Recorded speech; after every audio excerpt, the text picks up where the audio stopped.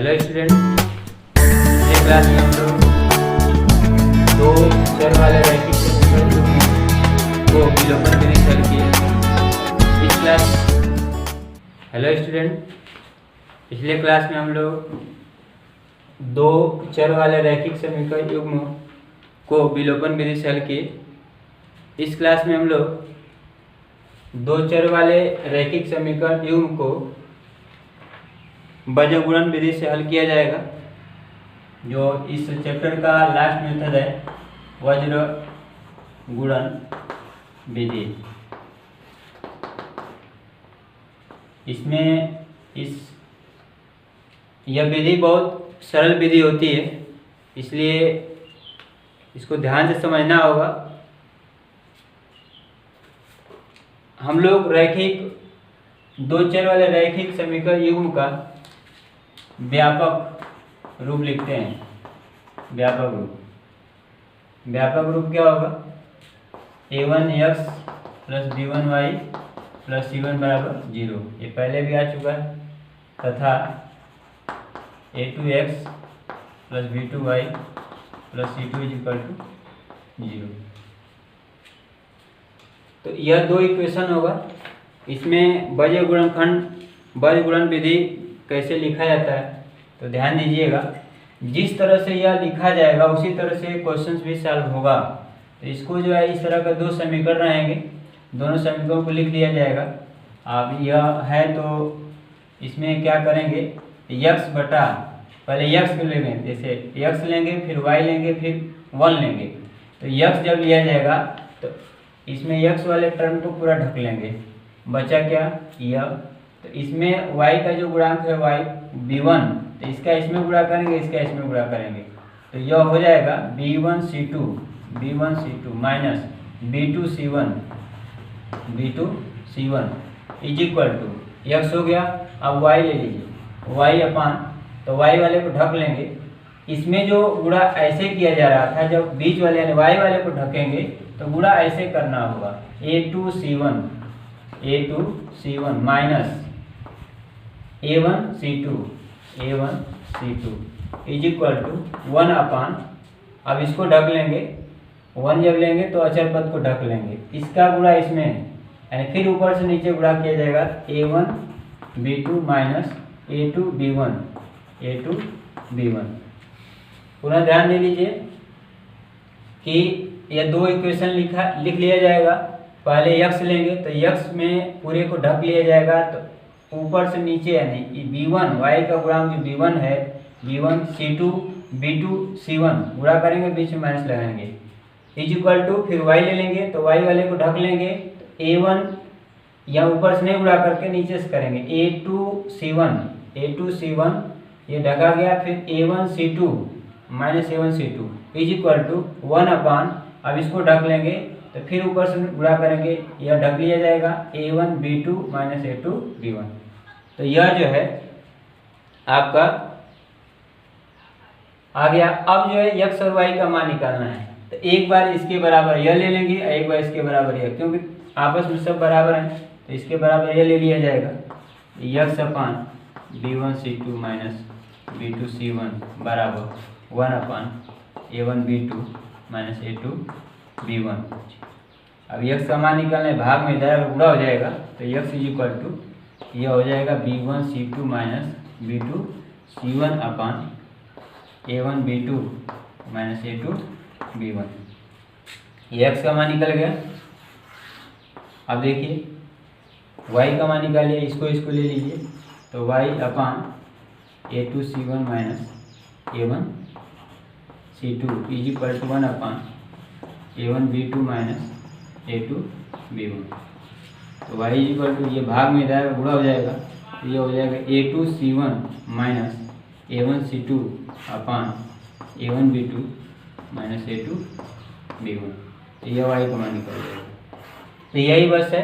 अब इसी को जो है उदाहरण के आधार पर हम लोग समझें कि किस तरह से इसको एक एग्जाम्पल ले लिया जाए।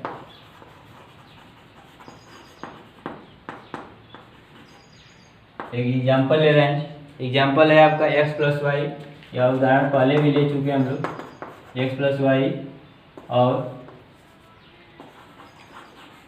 एक्स प्लस वाई और 2x minus 3y, 2x minus 3y is equal to 4। इसको हल करना है, 4 हल करिए। तो इसका सलूशन जब देंगे आप तो क्या करेंगे, x plus y is equal to 5 और 2x minus 3y is equal to 4। अब देखिए इसको इक्वेशन 1 कर लीजिएगा, इसको 2 कर लीजिएगा। अब इसमें जैसे यह हल हुआ है, अगर इस तरह से हल करेंगे, इसमें इस फार्मूला भी प्राप्त हो रहा है, इसकी कोई आवश्यकता नहीं, अगर चाहें आप हल करें।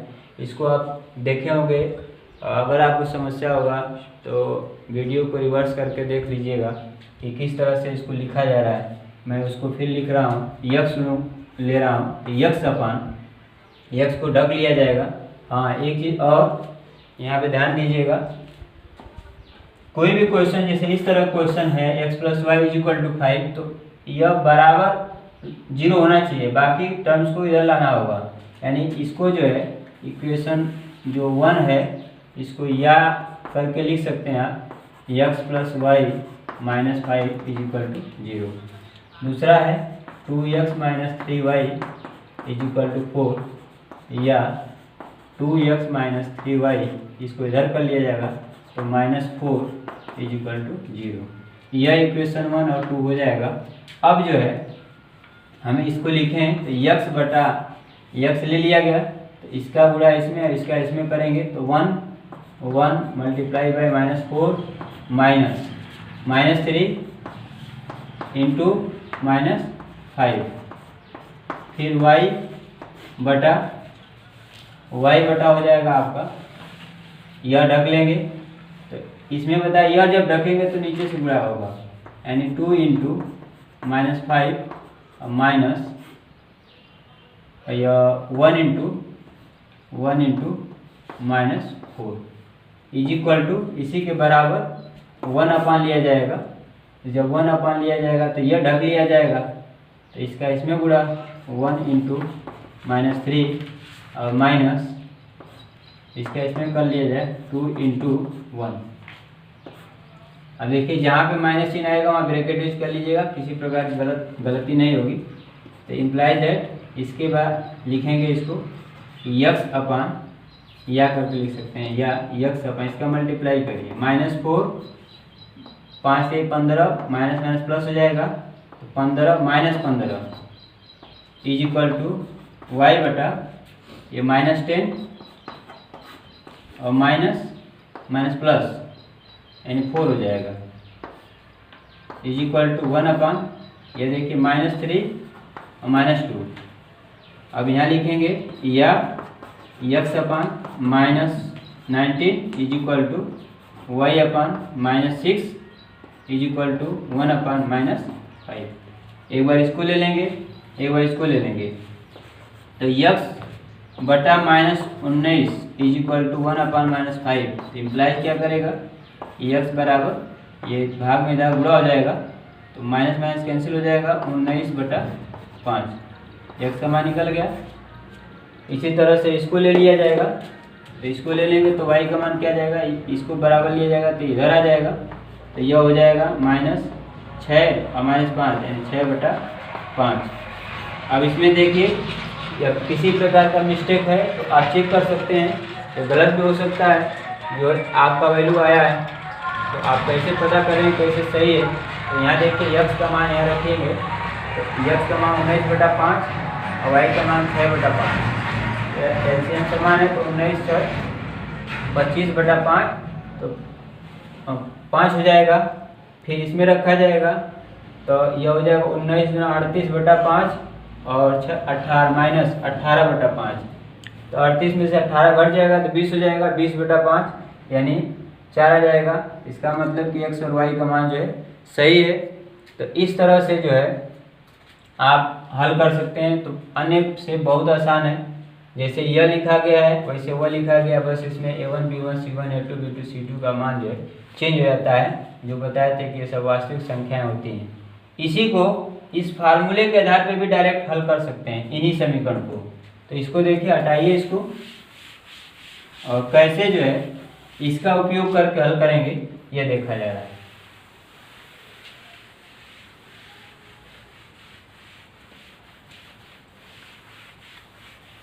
इसको ऐसे रहने दिया जा रहा है। देखिए यहाँ पे क्या करेंगे, यह जो लिखा गया है कि इसको बताएं समीकरण। देखिए प्रश्न वहाँ है, सॉल्यूशन यहाँ से हम लिख रहे हैं। x plus y is equal to 5 या x plus y minus 5 is equal to 0, equation 1। और 2x minus 3y is equal to 4 या 2x minus 3y minus 4 is equal to 0। ये इधर पक्षांतर कर दिया गया, इक्वेशन नंबर 2। समीकरण अब लिखेंगे क्या, इस फार्मूले को x का मान y का मान लिखकर लिखेंगे तो a1 b1 c1 a2 b2 c2 की जरूरत है। तो यह आएगा कहाँ से, फार्मूला लिख देंगे तो b1 c1 क्या होगा, कहाँ से वैल्यू आएगी। इसके लिए एक स्टेप लिखना होगा, समीकरण 1 एवं 2 का तुलना व्यापक समीकरण a1x plus b1y plus c1 बराबर 0 तथा a2x plus b2y plus c2 बराबर 0 से करने पर अब देखिए 1 का तुलना इससे तथा 2 का तुलना जो है इससे करने पर a1 यहाँ पहले समीकरण से करिए, a1 का मान क्या है 2, a1 बराबर हो जाएगा 2, b1 बराबर -3 और यहाँ देखिए नहीं ये गलत है, इस इक्वेशन से किया जाएगा तो a1 is equal to 1, a1 is equal to 1, b1 is equal to b क्या है 1, c1 इज इक्वल टू -5 तथा इससे किया जाए इस समीकरण का a2 is equal to 2, y का गुणांक b2, यहाँ y का गुणांक -3, यहाँ अचर पर c2, यहाँ हो जाएगा -4। अब देखिए ये फार्मूला लिखा गया आपका, इस फार्मूले को जो है x बराबर लिख लेंगे, x का मान निकालना है तो आपको क्या करना होगा कि लिख लेंगे, चूँकि x बराबर इतना, अब मान हल करिए b1 1 है इंटू c2 -4 माइनस b2 जो है -3 है इंटू c1 का मान है -5 अपान a1 1 b2 -3 माइनस a2 क्या है 2 है इंटू b1 1 है। अब इसको हल करिए, -4 ये माइनस माइनस प्लस हो जाएगा, 3 × 5 = 15 तो -15 अब बटा -3 -2 x बराबर इतना, इसको हल कर देंगे तो -19/-5 अर्थात 19/5। x का मान आपको याद होगा, x का मान पिछले में भी सवाल वही है, तो x का मान पिछले तरह से लगाया गया था तो 19/5 ही आया था। और y का मान निकालेंगे तो y का मान जो है यहाँ पे फार्मूला जो है इसको लिख लेंगे कि चूँकि y बराबर इतना, और उसके बाद मान जो रख देंगे, मान जो है क्या है a2 c1, a2 क्या है 2, c1 क्या है -5, क्योंकि ब्रैकेट यहाँ ब्रैकेट इसलिए यूज किया जा रहा है, यहाँ पे नहीं किया गया है क्योंकि यहाँ दोनों प्लस है तो कोई प्रभाव नहीं होगा। a1 का मान है 1, c2 का मान है -4 अपान a1। अब देखिए a1 b2 -a2 b1 इसको उतार सकते हैं आप क्योंकि सेम है, 1 × -3 और -2 × 1। एक बार इसको लिख लिया जाए पहले वाले में तो अगले वाले में उतार सकते हैं। अब देखिए -10 और +4 अपान नीचे कितना है, इसको हल किया गया है तो -3 और -2 इम्प्लाइज है y = देखिए इसमें से घट जाएगा तो -6 अपान -5 = 6/5। तो यह जो है आ जा रहा है आपका y का मान। तो इस तरह से भी लगा सकते हैं या जैसे आपको डायरेक्ट बताया गया लगाने के लिए उस तरह से भी लगा सकते हैं। अब देखिए एक और क्वेश्चन हम लोग लेते हैं लेकिन उस क्वेश्चन को हम समीकरण बनाएंगे, बाकी आपको लगाना होगा इस तरह से। यह मेथड जो है दोनों में से किसी तरह से आप हल कर सकते हैं। और यह ध्यान रखिएगा कि यदि आप सूत्र का प्रयोग कर रहे हैं तो इसका तुलना जरूर करना होगा, यानी आपको ये बताना होगा सॉल्यूशन देते समय कि A1 B1 C2 A2 B2 C3 कहाँ से आ रहा है। और यदि इसका सूत्र का प्रयोग नहीं करना है तो जैसे सूत्र निकाला गया वैसे ही समीकरण को हल करके ज्ञात कर सकते हैं, जो इसके पहले बताया गया। तो नेक्स्ट क्वेश्चन एक और देख लेते हैं। जैसा कि पीछे कई क्वेश्चंस को बताया गया है।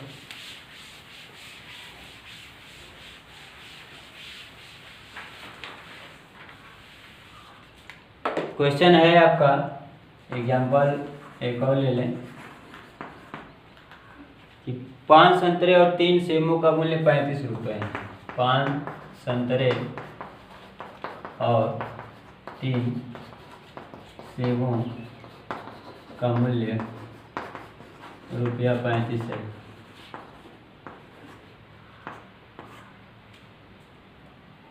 तथा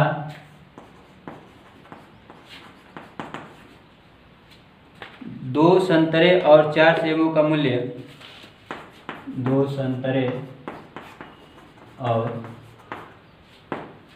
4 सेबों का मूल्य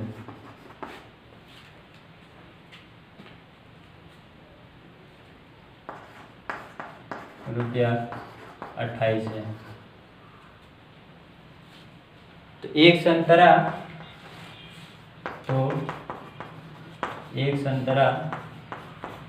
तथा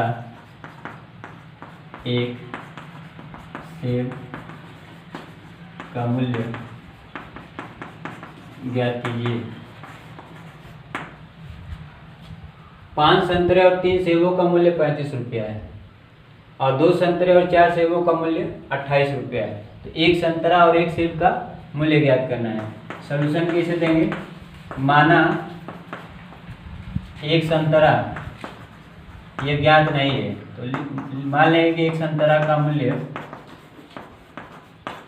100 रुपया तथा एक सेब का मूल्य Y रुपया है।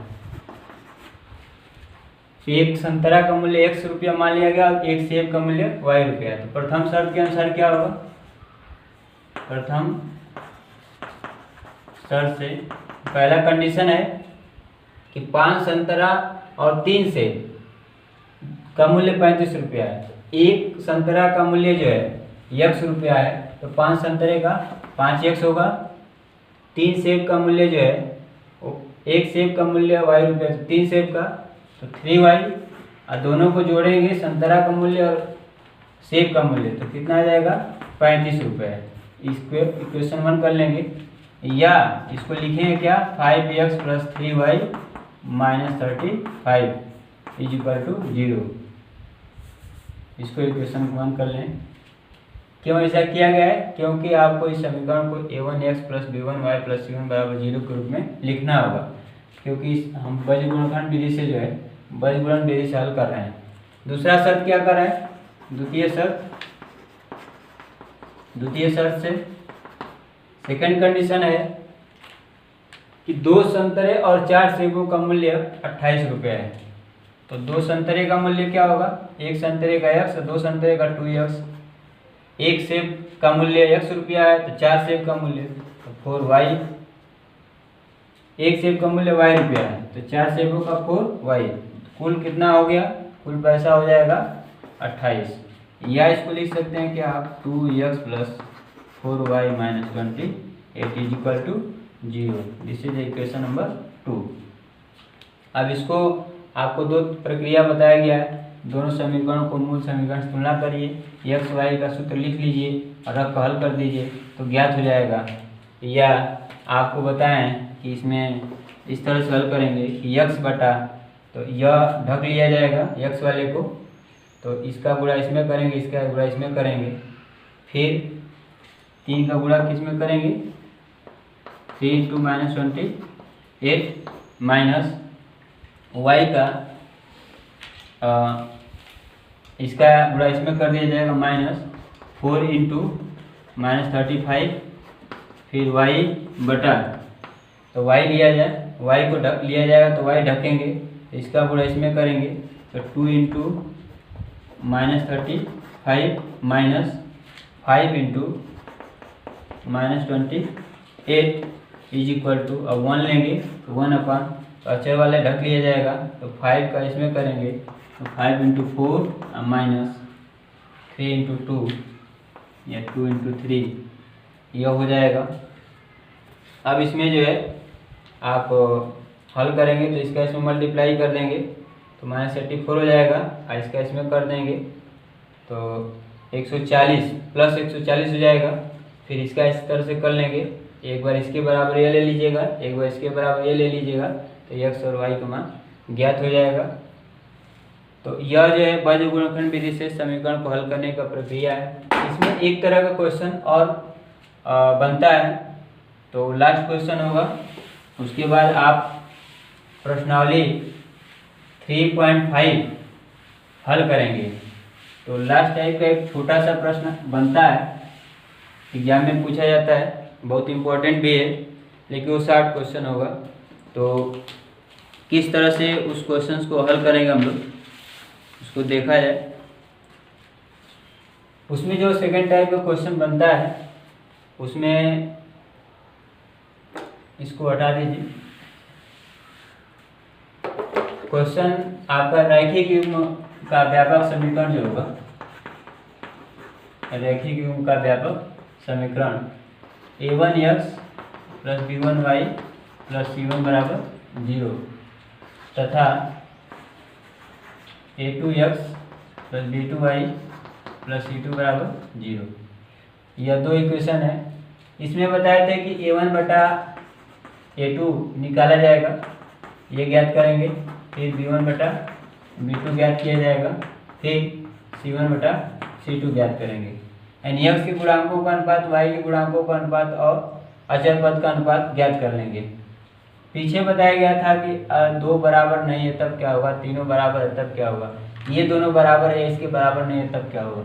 इसमें भी वैसे ही 3 कंडीशन मिलते हैं। कंडीशन नंबर 1, a1 बटा a2 is not equal to b1 बटा b2, या दूसरा कंडीशन क्या मिलता है कि a1 बटा a2 is equal to b1 बटा b2 is equal to c1 बटा c2। तीसरा कंडीशन मिलता है a1 बटा a2 is equal to b1 बटा b2 is not equal to c1 बटा, यानी ये दोनों बराबर नहीं है और तीनों आपस में बराबर है, ये दोनों बराबर है तो इन दोनों के बराबर यह नहीं है। तो यदि यह इसके बराबर है तब क्या होगा, तब a1 बटा a2 is not equal to b1 बटा b2 है, तो समीकरण के अद्वितीय हल होंगे, समीकरण के अद्वितीय हल होंगे। अगर यह है तब क्या होगा, देन समीकरण के अनेक हल होंगे। और यदि यह दो बराबर इसके बराबर ये नहीं है तब क्या होगा, तब दिए हुए समीकरण का कोई हल नहीं होगा, समीकरण का कोई हल नहीं होगा। अब देखिए इसे भी लिख सकते हैं, कोई हल नहीं होंगे। अब देखिए यह प्रश्न कैसे आएगा, तो प्रश्न जो समीकरण दिया रहेगा और समीकरण में से दो तरह से पूछा जाता है कि यह समीकरण के समीकरण से किस प्रकार का हल प्राप्त होगा। तो अब समीकरण से किस प्रकार का हल होगा, दिए हुए समीकरण का तुलना मूल समीकरण से कर लेंगे, अर्थात a1 बटा a2 b1 बटा b2 c1 बटा c2 मान निकालेंगे। अगर यह दोनों बराबर नहीं है तो यह कंडीशन अगर आ रहा है तो अद्वितीय हल होंगे, यह आ रहा है तो अनेक हल होंगे, अगर यह आ रहा है तो कोई हल नहीं होगा। या प्रश्न में जो है इसमें से कोई एक कंडीशन दिया रहेगा तो यहाँ पे A1 B1 C1 A2 B2 C2 की जगह कोई वेरिएबल पॉइंट दिया रहेगा जिसको कैलकुलेट करके ज्ञात करना होगा। एक्स वाई के अतिरिक्त जो है अननोन रियल नंबर कह सकते हैं, अज्ञात वास्तविक संख्या दिया रहेगा जिसका मान ज्ञात करना होगा। तो एग्जाम्पल हम लोग लेकर एक समझ लेते हैं। एक एग्जाम्पल लिया जाए। एग्जाम्पल है कि P के किन मानों के लिए समीकरण 4x plus P Y plus 8 बराबर 0 तथा समीकरण 2x प्लस 2y प्लस 2 बराबर 0 का एक अद्वितीय हल होगा। एक अद्वितीय हल होगा। प्रश्न है कि P के किन मानों के लिए समीकरण, यानी चेक नहीं करना है कि कौन सा हल है, दे दिया है। दूसरे तरह का जो बताया गया है कि दोनों समीकरण का एक अद्वितीय हल होगा, तो P का मान यानी P के किस मान के लिए इसका एक अद्वितीय हल होगा। इसके लिए हम क्या बताएं आपको, इसके लिए सॉल्यूशन कैसे दिया जाएगा। हम बताएं दोनों समीकरण को लिखेंगे यहाँ पे सॉल्यूशन जब कि 4x plus P Y plus 8 बराबर 0 तथा 2x प्लस 2y प्लस 2 बराबर 0 का तुलना इन मूल समीकरण से व्यापक समीकरण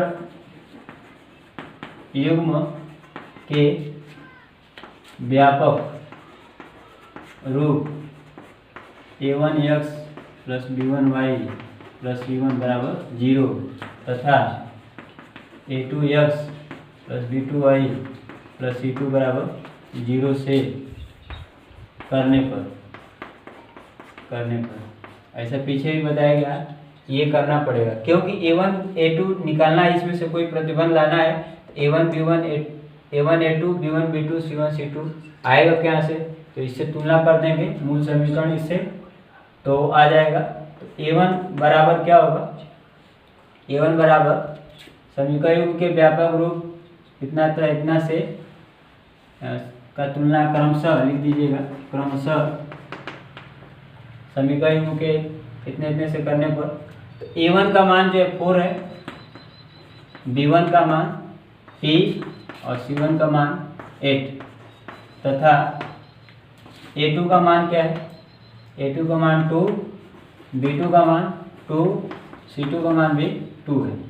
अब ये निकल गया। अब क्या निकालेंगे आप, a1 बटा a2 इसका भाग कर लेंगे तो 4 बटा 2 इज इक्वल टू कितना, 4 बटा 2 इज इक्वल टू 2। अब निकालेंगे b1 बटा b2 तो p बटा 2 c1 बटा c2 इक्वल टू 8 बटा 2। ये तीनों निकाल लिया गया। अब देखिए ध्यान से कि यह जो है दिया क्या है, इसमें p के किन मानों के लिए समीकरण दोनों समीकरण का एक अद्वितीय हल होगा। अद्वितीय हल के लिए यह तीनों प्रतिबंध आपको याद होना चाहिए। अद्वितीय हल कब होगा, जब a1 बटा a2 is not equal to b1 बटा b2। तो लिखेंगे चूंकि समीकरण दिए हुए समीकरण के कौन से हल हैं, अद्वितीय हल हैं, अद्वितीय हल हैं, इसलिए a1 बटा a2 is not equal to b1 बटा b2। तो a1 बटा a2 is not equal to b1 बटा b2। a1 बटा a2 क्या आया है, 2 is not equal to b1 बटा b2 क्या है, p अपॉन 2 इम्प्लाइज कर देगा, ये इम्प्लाइज करेगा, ये इधर गुणा हो जाएगा तो 4 हो जाएगा, 4 is not equal to p। इसका मतलब ये हुआ कि p का मान 4 नहीं हो सकता है, तो p का मान 4 नहीं हो सकता है, p is not equal to 4। तो p का मान जो है 4 के अतिरिक्त सभी मानों के लिए अद्वितीय हल होगा। यानी समीकरण में p का मान अगर 4 को छोड़कर जितने भी मान रखे जाएंगे उन सभी वास्तविक मानों के लिए इसका अद्वितीय हल होगा। तो यही ज्ञात करना था। आप लिख देंगे कि पूछ रहा है कि p के किस मान के लिए, तो आप लिख देंगे कि अतः p का मान 4 के अतिरिक्त सभी मानों के लिए अद्वितीय हल होगा। अब देखिए इसी सवाल में का एक अद्वितीय हल होगा यह पूछा जा रहा है, या यह भी पूछ सकता है कि अनेक हल होंगे, p के किस मान के लिए अनेक हल होंगे, या यह भी पूछ सकता है कि p के किस मान के लिए कोई हल नहीं होगा, कोई हल नहीं होगा। यह अलग प्रश्न हो सकता है। मैं तीनों में से कोई एक पूछा जाएगा, ये इम्पोर्टेंट है। तो इसके लिए आपको क्या करना होगा, ये तीनों निकाले हैं। अब देखिए यहाँ पे इसके लिए जो है पहला प्रतिबंध हो गया, इसको हटा दिया जा रहा है। दूसरा जो है यह है, तो तीनों आपस में बराबर हैं, तो लिखा क्या जाएगा 2 = p/2 = 8/2। या तो इसको आप ले लीजिए तीनों बराबर, तो ये 2 को, तो यह हो जाएगा इम्प्लाई दैट 2 = p/2, तो यह हो जाएगा p = 4। अगर p = 4 है तो 4 के लिए 4 नहीं है तो अद्वितीय होगा, 4 होगा तो क्या होगा, 4 होगा तो कोई हल अनेक हल होंगे, या इसको भी लेकर हल कर सकते हैं। तो p/2 = 8/2,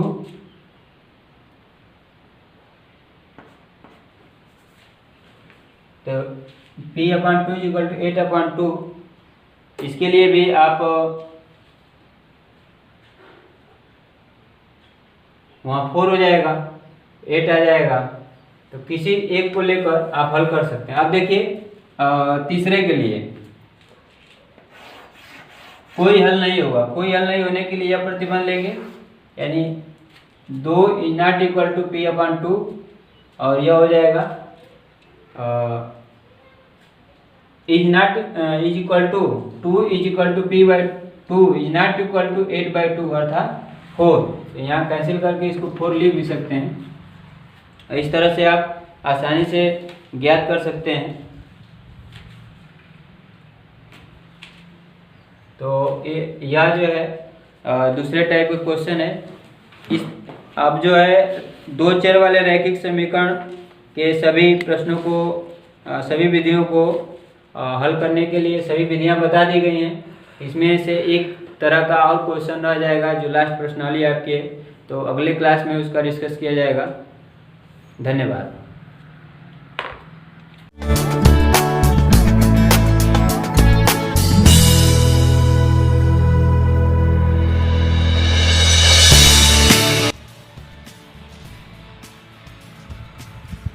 हेलो स्टूडेंट, पिछले क्लास में हम लोग